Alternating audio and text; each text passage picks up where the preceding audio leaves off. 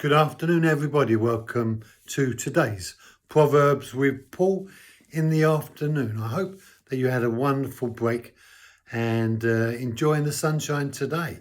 Maybe summer is finally here. Proverbs chapter 8 and verse 27. Wisdom speaks and says, "When he established the heavens, I was there. When he inscribed a cycle on the face of the deep." Again, Solomon presses home this whole issue of being there at the first, being there in the beginning.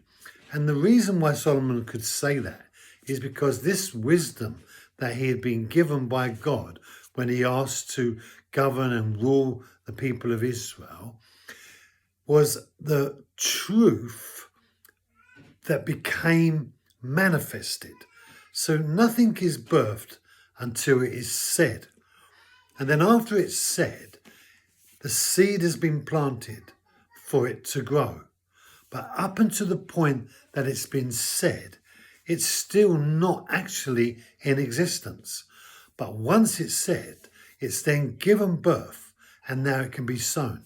And the purpose of the saying is to bring this created word to life. So Solomon is using this depiction of being there right at the beginning. And of course, ultimately, the trace line goes all the way back to Jesus, the Word in the beginning of time. When God said in the beginning, it was Jesus who was making the reality of the saying bring forth life. So whatever attribute God spoke in that moment, then the miracle of creation was birthed, and then it formulated. How long it took, who knows?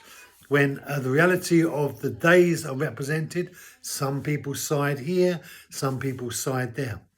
In the end, Jesus had no problem with the representation of the Moses description of the sixth day of creation. And so I don't see why we should have any problem with 6 days of creation either. Now, I know that our minds can't understand it, but that's the reality of what faith is. You know, you'll never be able to believe in your mind, because in your mind is not where faith lives. Faith lives in your spirit, and that's where you need to believe. And that's called trust. It's the very thing that Eve refused to do because she went and took from the tree of knowledge of good and evil. She wouldn't trust. And that sense of having to know and wanting to find out is the fruit of the tree of knowledge of good and evil. And I say this, if you want a great relationship with God, then trust him. And if you trust him, not in your head, but in your heart, in your spirit, then you will see and experience some incredible things in the journey of your life.